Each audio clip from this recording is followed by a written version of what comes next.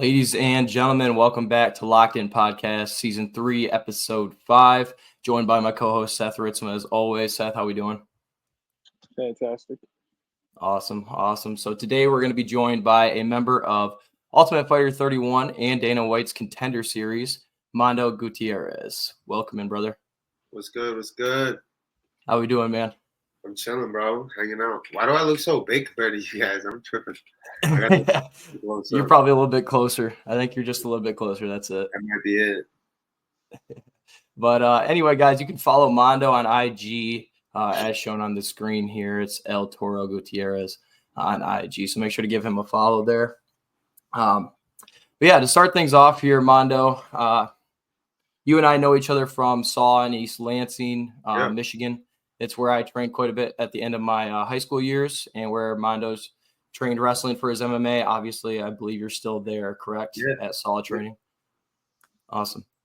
But yeah, first question here. So El Toro obviously means the bull. Why was that the name you came up with for fighting? Oh, see, that's the thing. I can't come up with it. That's bad luck, bro. So it kind of came to me, the nickname got to come to you. So I after one of my fights, I think it all started because the logo for our team is a bull, like a Murcielago bull. So that's kind of where it started maybe. But what really set it off was when I won my first amateur title. I was so hyped up, like I beat a good guy to get it. So I was so hyped up that I just ran like full speed back and forth in the cage and just kept headbutting the cage over and over. Nice. And they were like, "You look like a bull." And then someone just said it in Spanish, Toro, and then everyone's like, "Oh, Toro." And it just worked. And then I got lucky that it just rolls off the tongue real easy because of my last name when you say the whole thing. So it works out pretty good. Yeah. Awesome. That's cool. I like the fact that you said you can't come up with your own. You got to be given it. That's cool. Yeah, I like that. Yeah, I got to earn it. So obviously your fighter details say that you were born in the United States, but obviously you're very proud of your Mexican heritage. Can you just touch on some things about how important your heritage is to you? I mean, I'm first generation Mexican American, and this country did a lot for my family, So I love representing both. I love representing the flag that I'm from because when it comes to the United States of America, that's what makes it great. Everyone has an equal opportunity here to come and make a name for themselves, really. So that's what my parents came out and set out to do. And my parents made it from the bottom, from nothing, like nothing when they first got here. They come from a place where, even having a real bathroom is a hot commodity, like stuff like that. Like it's the middle of nowhere. The internet doesn't even get there's no internet there. There's none of that. So it's a huge sense of pride to be like to have like a family line that comes from a place like that and can make it and fight on the biggest stages in the world, So it's not just about me, it's about everybody back home that watches and that tunes in and supports me so heavy. So it's pretty cool. It's a cool something nice that I get to have to represent. Yeah, absolutely. 100%. Yeah, you got a lot of people in your corner. That's awesome. That's always a good thing. Oh, right? really? So before we get into your MMA career here, obviously there's a lot to dig into with that. What sports did you participate in growing up? Bro, honestly, I was just talking to my girl about this yesterday. And a couple of my homies. If I wasn't the height that I am, I would have played football. I love football. Okay.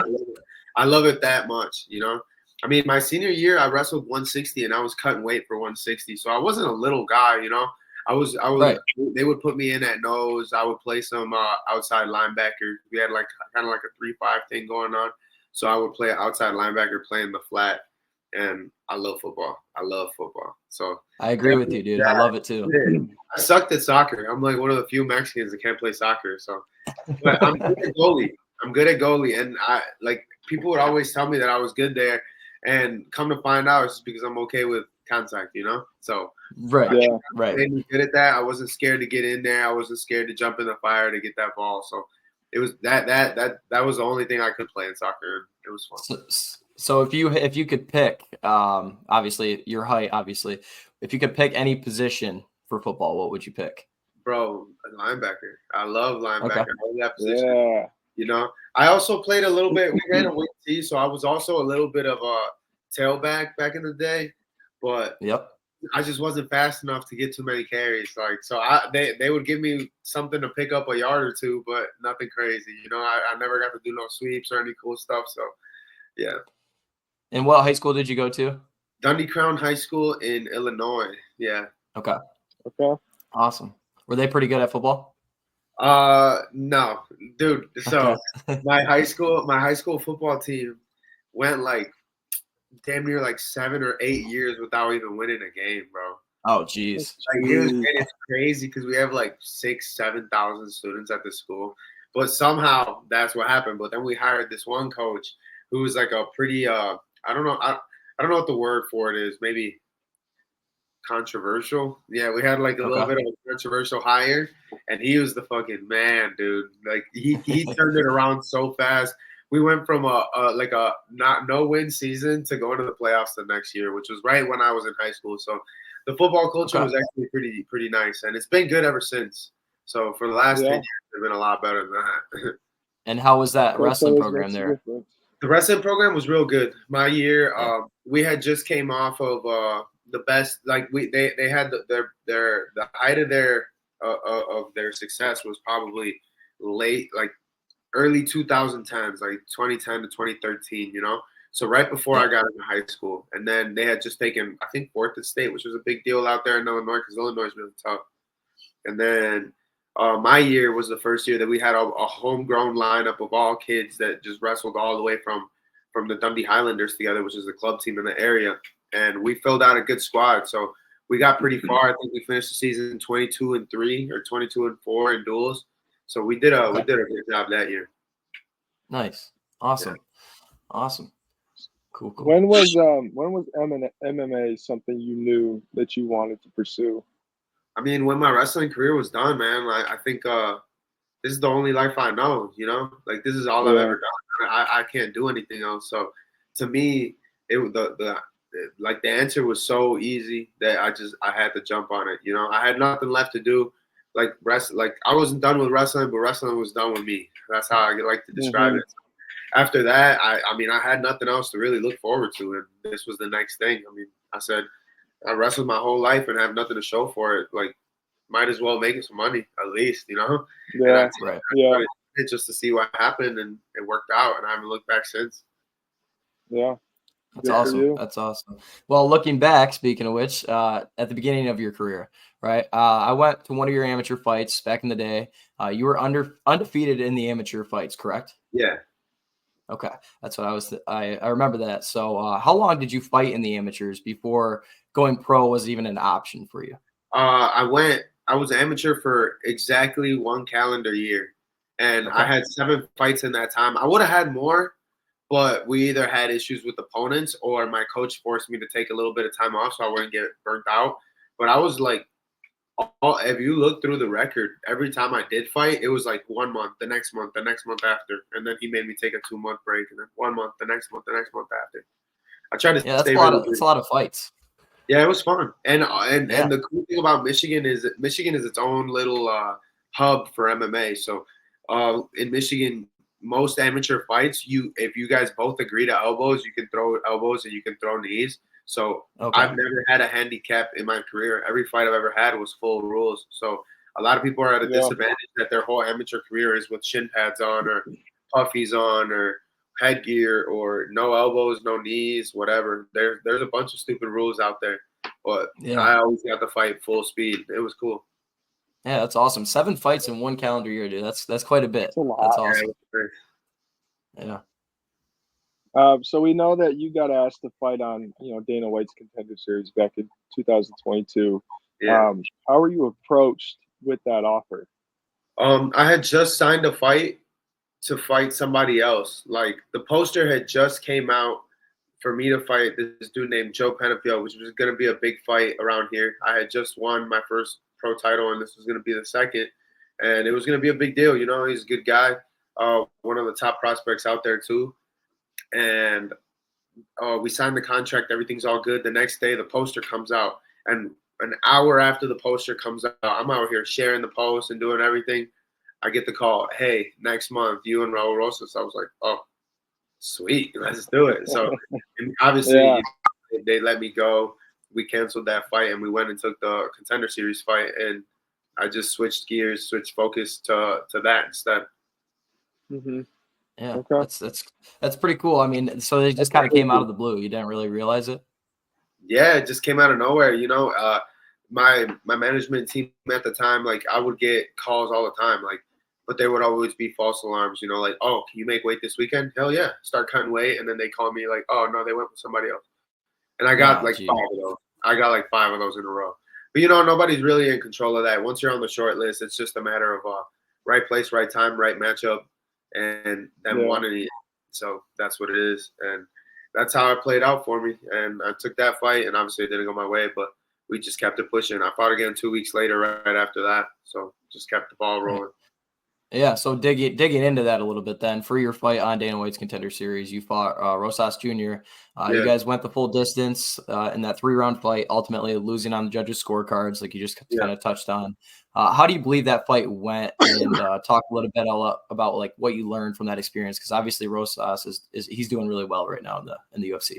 Yeah, he's doing well. The fight itself, like I'm not one to make excuses. I went out there and I fought how I fought, and it is what it is. There was a lot of psychological stuff going on, obviously. I feel like I was so worried about not letting it become a bigger moment than it had to be. I was back there chilling, relaxing, just going through the motions and just doing my thing. And I figured that once the referee said go, that it was just gonna, like magically turn it on and everything was just gonna fall right in my lap.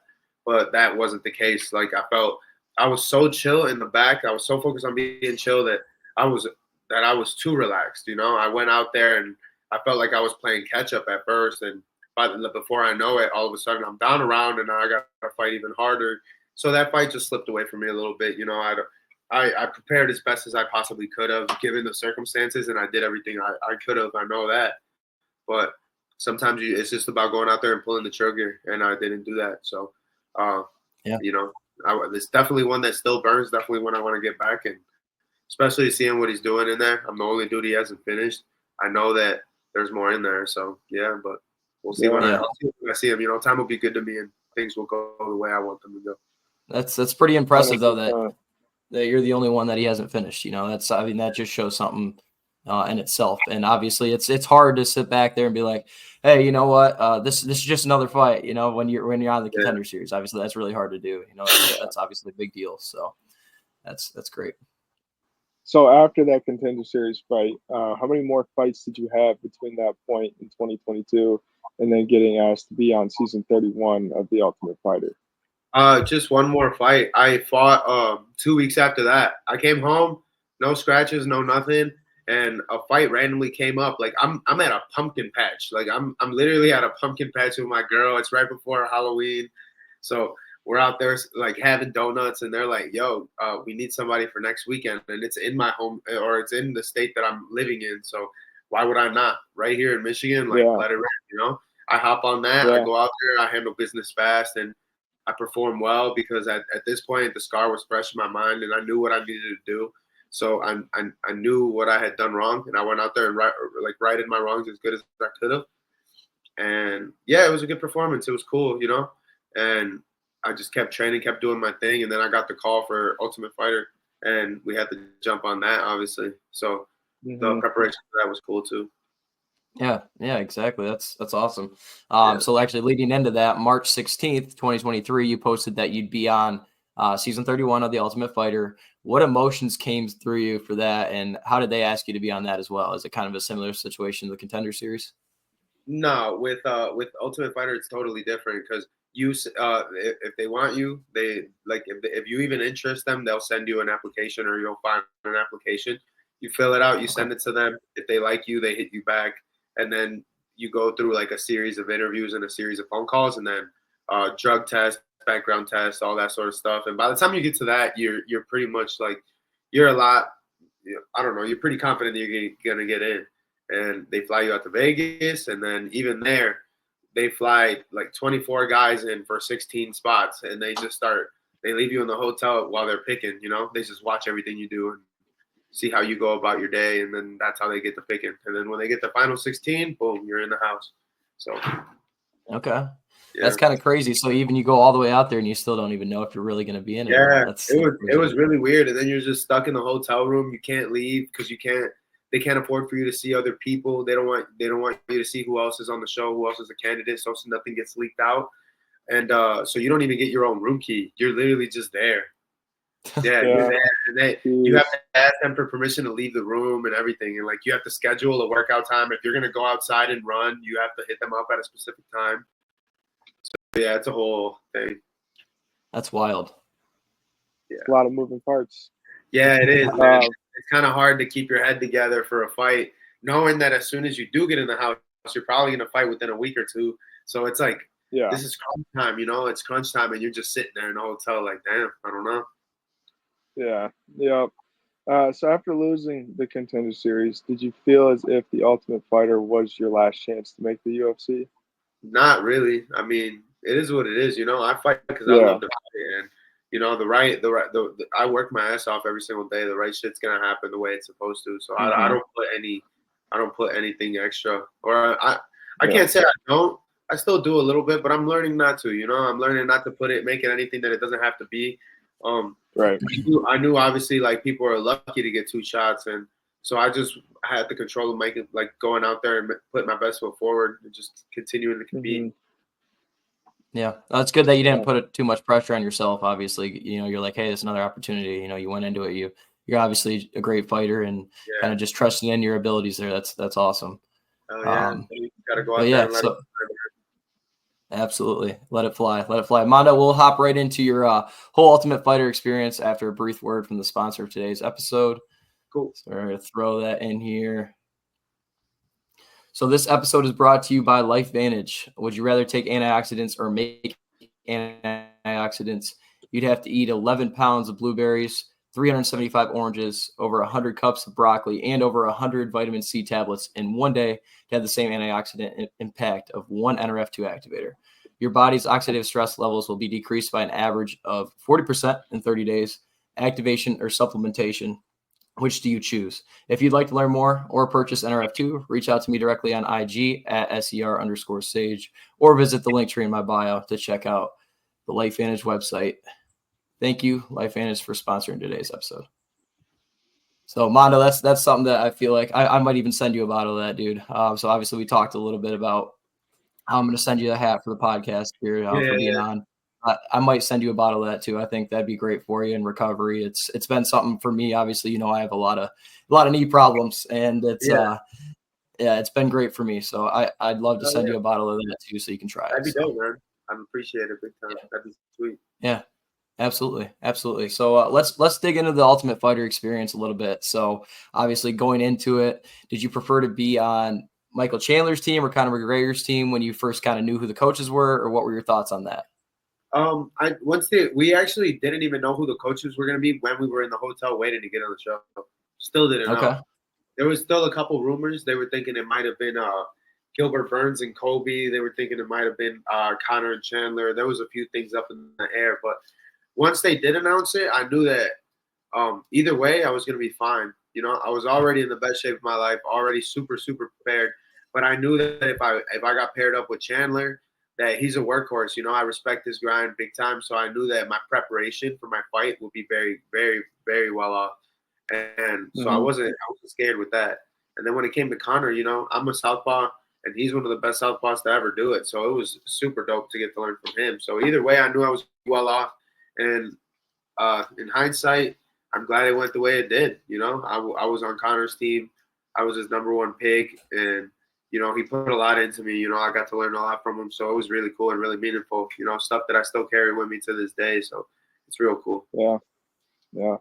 What would you say was the coolest aspect of Conor himself, like from a personal standpoint? And then what was it like getting to work with him? As a on a personal standpoint, as a person, he's he hasn't forgotten where he came from. Like, obviously, you see all the the glitz and the glamour, like the fashion and everything else he's doing. Yeah. He's loving the high life, but I mean, that's just him enjoying, the fruits of his labor. All of his homies from like when he was little are still his best friends. They all are a part of his entourage. They're all working for him. They're all on staff doing something. His photographer he goes way back with, his nutritionist he goes way back with. Like they're all his people, you know, and he's still showing the same people love, which is dope. Kept the same people around him, which is real nice. I think that's what I respect. That's awesome.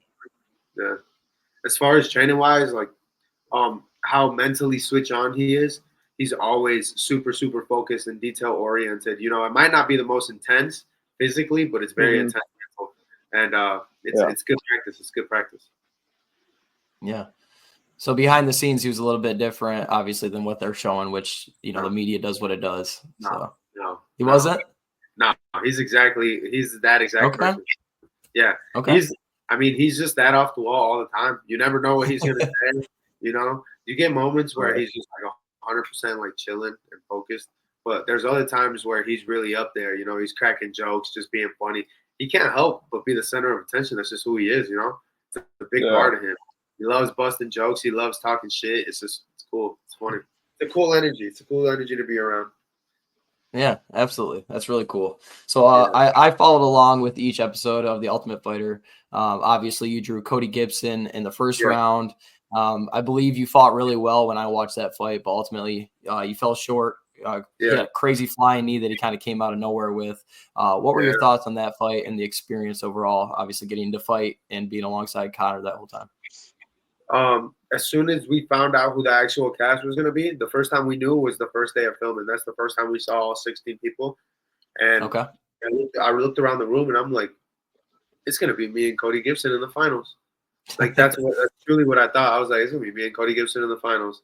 He stuck out like a sore thumb. I knew he was a vet. I knew he had tough wins since he was back on the regional scene, and he's just the guy to beat regionally to go to the next level. So I knew that he was one of the toughest guys there, and I was like, this is the dude that will give me the most problems.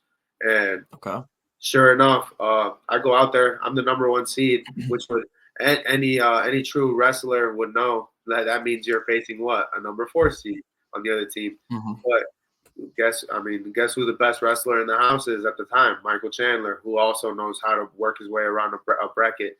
My theory is he wanted to take Conor's team out from the top, so his goal was to put me against his main horse, which in my opinion was Cody, and he made him a number 4 on purpose just to get that match out of the way right away. Okay. I think that's kind of how it went down, and I mean, it is what it is, you know. Fair play to him. My mindset going into that fight was, if I can't beat him now, I can't beat him in the final. So what difference does it make? I got to beat him either way. Yeah. So I was that's what I say as a coach, man. It's like literally I have the same mentality. It's like, hey, listen, it doesn't matter if you have a 1 seed right away. First off, seeding doesn't necessarily matter, right? Yeah. It's you know, obviously go into it. You have the 1 seed. Guess what? You're gonna have to beat him at some point anyway if he's the best and you're the best. So exactly. That's awesome. So let's hop into the IG questions, right? So I posted on the story here, just kind of talking about like IG questions. I had some of your guys hit me up. So I'll start with this one because I think this is the best one. And I'll read it word for word here. Ask him who his favorite Tough cast member was and why it was Aaron McKenzie. So Aaron McKenzie reached out to me and said that. Dude, Aaron was just a chill guy, bro. Like being with him, he was a breath of fresh air. Like he's just vibing. Like really, he's not doing nothing crazy. He's not like super into drinking, super into smoking or anything. I mean, he's just a chill ass dude, you know. And getting to talk with him every day was pretty cool. He's a breath of fresh air. Aside from him, all love to my boy Aaron, of course. But I think one of the coolest guys in the house to me had to be Kurt. Kurt was just the coolest guy ever, and for whatever reason, just everything he says just makes you like feel good. Like he's just a good dude, you know what I'm saying? I'm in the middle of cutting weight, everybody else is fucking around doing whatever they're doing. I'm in the sauna outside. I see a bunch of guys in the hot tub. I see guys chilling everywhere, and I'm just in there like, you know, pouring more water on the rocks. And he just sticks his head and he's like, "Can I sit with you?" I'm like, "Fuck yeah!" Then he comes in and he sits down and we're just chopping it up about how he lives in the woods and fucking wherever it is. I think like Louisiana, yeah, or something like that. Yeah, but he's a man, bro. I'm telling you, good dude. That's awesome. That's really cool.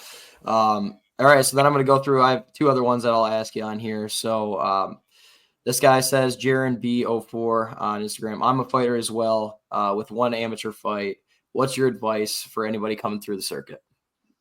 The biggest thing is let everything be what it's supposed to be, man. Like, don't go out there looking for, like, people always have an idea like, oh, I got to go look for this type of fight. I got to go look for this type of fight.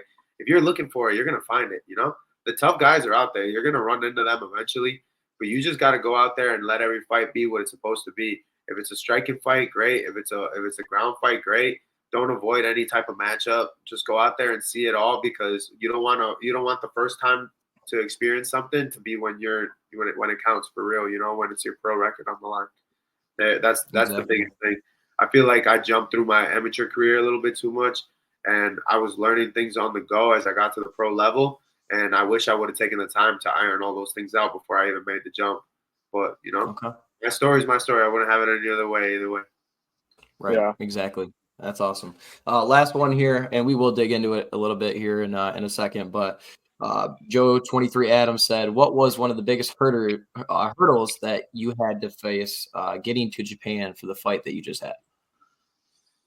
Oh, dude. I think a lot of people know the reason that Japan even came about was because I was helping Kai Asakura, and I kind of built a little. He helped me build a little bit of a reputation out there. So I knew the time was coming. I knew I was gonna have to head out there. Before I even left, there were visa issues like crazy, like one thing after another after another.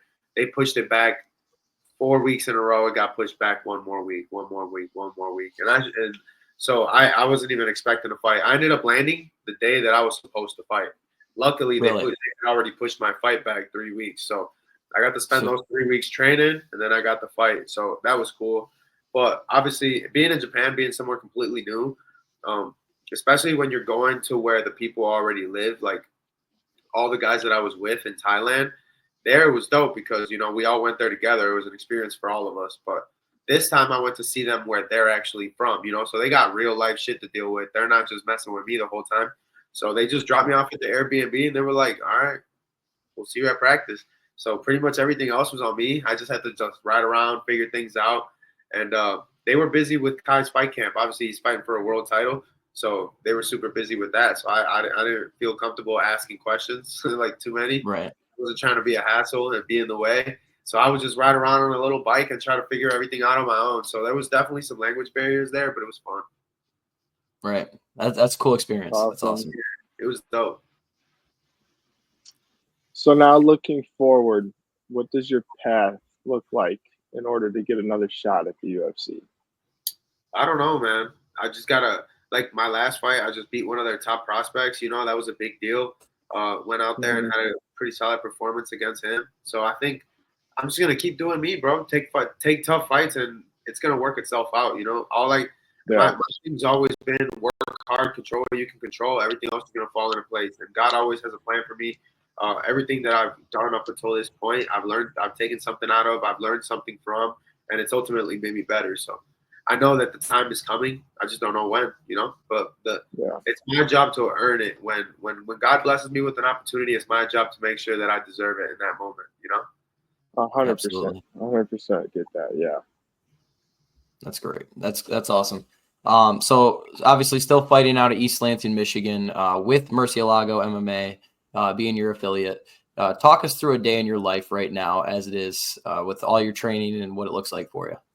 Oh, man, well, right now I'm in a weird spot. You know, my girl's in PA school. She's almost done. She's doing her rotation. So she's super busy with everything. And my career is in a good place right now where I'm super busy with everything. I'm in and out. Every week I'm in Chicago Monday through Wednesday training at Valley Flow Striking with some of the best guys in the world. You know, Bilal Muhammad, Yair Rodriguez, a bunch of people, Carlos Hernandez, Saidioka Kakamana, Mika Gire, a ton of guys. Ton of tough guys, and it's super dope to be out there. And that's where I'm from, so it's nice to get that reset every week where I'm home. You know, I'm with my parents, I'm with my brothers, my sister, and it feels good. And then Wednesday afternoon through Sunday, I'm back in Michigan, and I'm training my ass off here with Murcielago MMA and all of the tough guys we got here. So either way, tough rounds. Either way, a tough schedule, rigorous, but it's the only way I can do it. You know. cut hair, Right. draw, train, and that's it. That's all I do every day. So you train Yeah. every single day, every day. No matter what. Yeah. I Love it. train every day no matter what.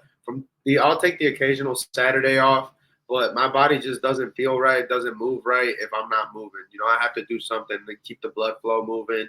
My body, like if you don't use it, you lose it. So I want to make sure I Absolutely. keep my mobility no matter what. I want to make sure I keep my flexibility no matter what. So I got to keep doing shit. I feel that. I feel that for sure. Absolutely. So, speaking of your barbershop, we know the name of it is Mando Cut. What got you into cutting hair?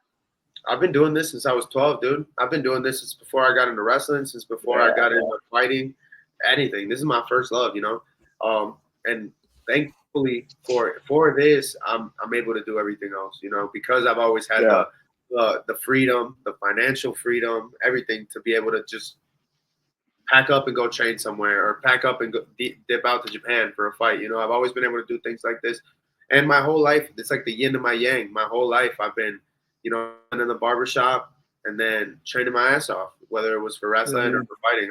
That's all I've ever done. So, my That's life awesome. is very similar, my whole life, you know, but it's the only life I know, and it's the only life I want to know. I love this. So that's kind of how I go. Awesome. Yeah, obviously on The Ultimate Fighter, you cut Conor McGregor's hair. That was in one of the episodes there. That was awesome. Yeah, I mean, I was cutting every day while I was in the house. It was my little advantage because to me, it was like a normal every day. Everybody else was in a whole new world when it comes to not being able to talk to people and do this and that. I was still living my normal day-to-day life for the most part, except for not being able to talk to my family. Right. Yeah. That's awesome. So Mando Cut It. That's in Lansing, right? Yep. Mando Cut It right here. That's awesome. Awesome. I'm actually so in long, it right now. I'll show you on my laptop. Yeah, I mean, yeah, I know it's hard kind of on the view right here too. I know it's hard to see everything in there, but I see the picture in the back and everything. That's awesome. I've seen some stuff on IG about it too. It's pretty cool barbershop. That's awesome. Yeah. So along with cutting hair, I don't think you're expecting this question. I just saw it going through your IG. You know, trying to get an edge here. You do some graffiti artwork. I saw your post doing a piece for Mango Combat Sports. Is that something that you do often? Is it something that, you know, you're like, what the heck? You know, you're a man of many talents, man. I love it. So. I appreciate that, bro. I just like doing shit with my hands, bro. I can't sit still. That's my thing. I don't know. It's always been it's been a blessing to me, but a downfall to everybody else, you know? Right. I was the kid that was like in elementary school getting kicked out or getting put in detention because I was writing on the desk, you know? I can't help it, bro. Like, I just love drawing. I've always loved graffiti. I've always loved all types of art. Anything related to like making something, creating something with my own hands, I'm all about it. I'm into woodworking, shit. Now I'm even into working on cars, and that's not even something I ever used to do, you know? But definitely graffiti, painting, tattooing, all that sort of stuff. Like, I'm all about it. Yeah, that's what I was actually going to ask too. So you're obviously you have a lot of tattoos. Is that something that you wish you could do on yourself? That's my end game. That's the end game. Is when it's all said and done, you're gonna catch little Mando sitting at a tattoo booth going crazy, bro. That's how I want to ride off into the sunset. I've already been dabbling around with some tattoos, you know. I've been learning on the go. Obviously, I've got so many that I've got a lot of reps in mentally, but I've been getting on some skin as well, and I've been taking advice from all of my favorite tattoo artists. You know, luckily a lot of guys have been really cool about teaching me stuff and guiding me along the way and sitting in on my tattoos to let me know how I could be doing better. But yeah, I mean, it's just another way for me to express myself. But that one definitely seems like the one that speaks to me the most, that I want to, you know, I have to live that all the way through when this is all said and done. But while I'm young, while I can, while my body's able, I'm running through brick walls, dude. I got to do this first. Yeah.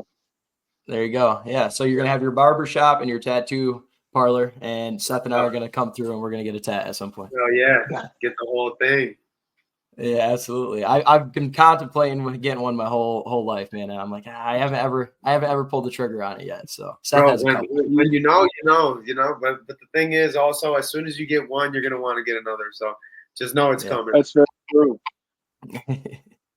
I got my first one. The first one I got, I passed out during it. And I was like, okay, I'm done. Like, I'm not getting another one. I'm not going through that again. A year later, I'm like, I got to go get another one. So now I Quick and got easy. two. Oh, And that's how it was. Like I started loading it up. This whole arm happened my first year.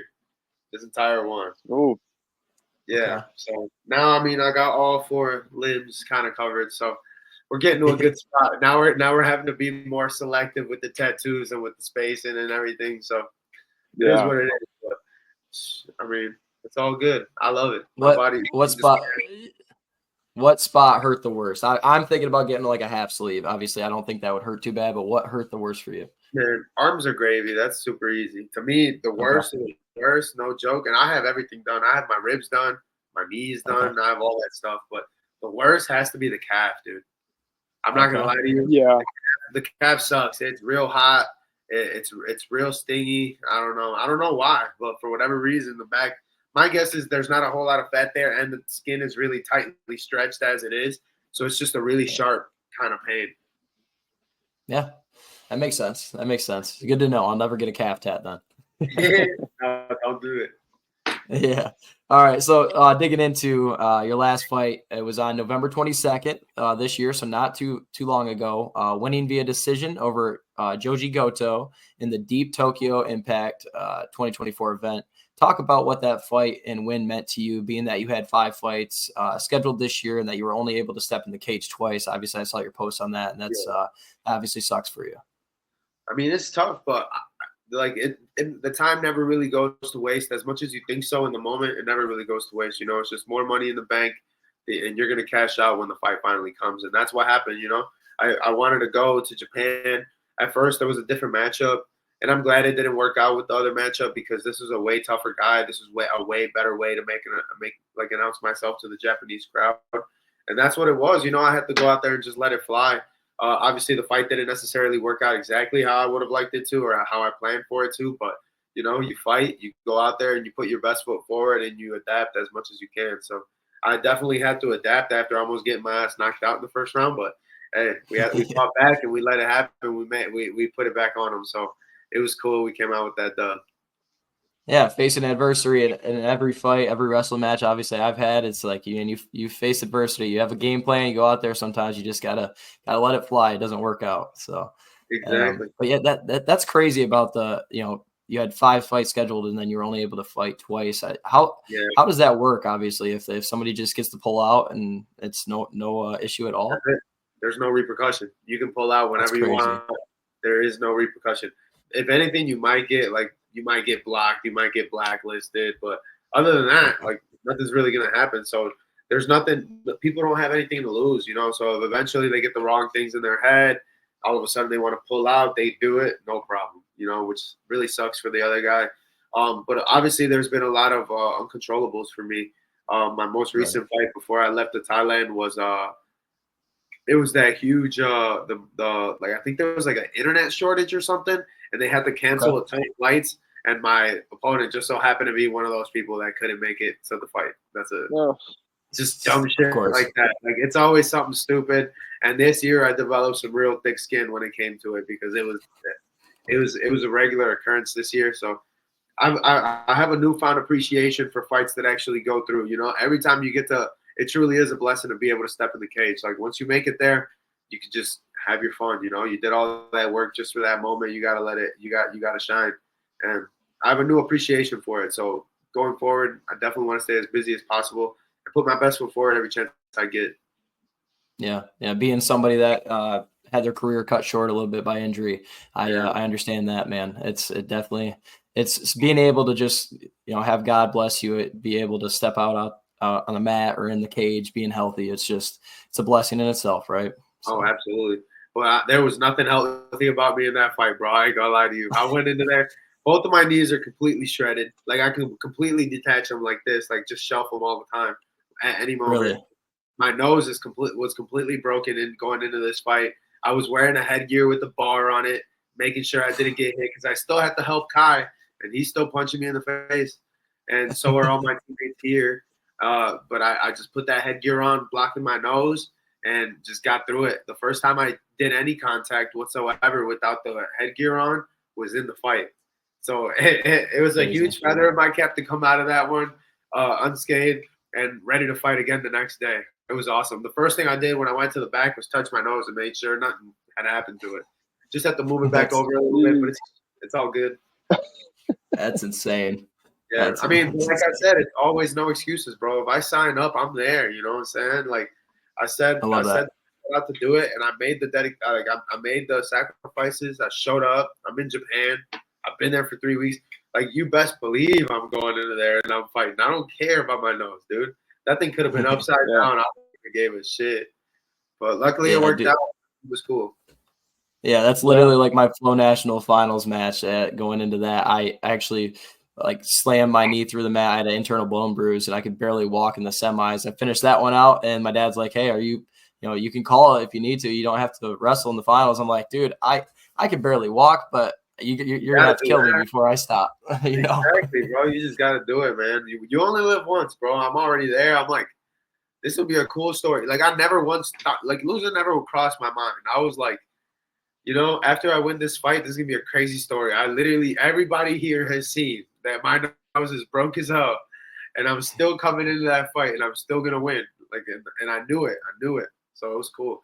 Obviously, I didn't get to play the game plan the way I wanted to, but shit, I'll let it ride no matter what. As long as I came out of there clean and I was good and I came out with a dub, it is what it is. On to the next one. The next one will be a big one. Absolutely. Yeah. So you're 27 years old.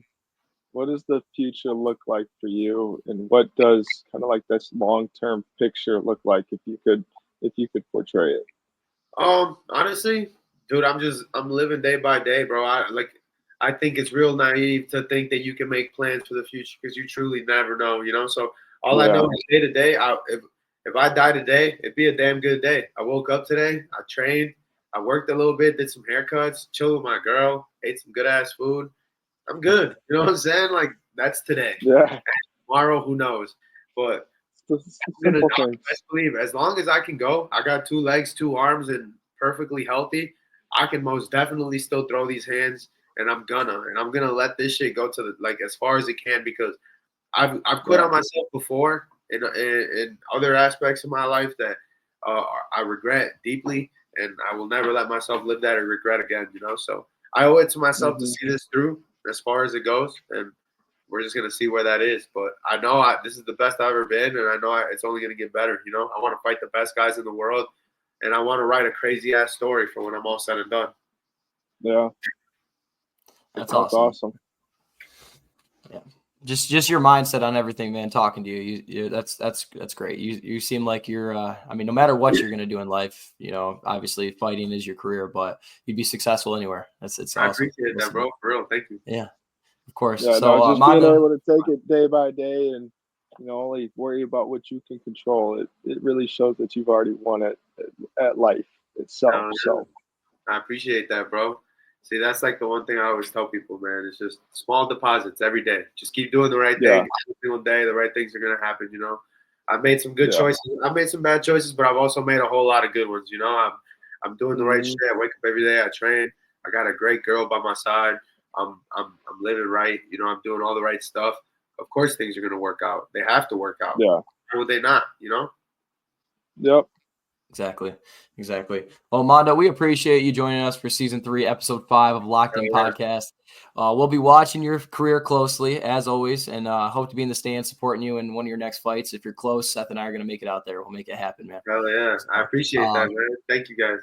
Absolutely. Well, thank you to everyone watching, and don't forget to follow Mando at Toro Gutierrez on IG to stay up to date with his career and follow along with that. Also, follow the podcast at official_locked in podcast on IG for all podcast updates. So thank you again, Mando, and I'll be waiting to watch you in the UFC, man. UFC, that's in the future again. I know you're going to make it just with your mindset and everything you're doing, man. I appreciate it, you guys, for real. Absolutely, man. Well, keep me updated with everything for the future, and when you got fights nearby, and we'll definitely make it out, man. Will do, brother. Of course. Awesome. Well, thank you again, Mando. You have a great one, all right? Yeah, you guys too. Thank you. Yeah.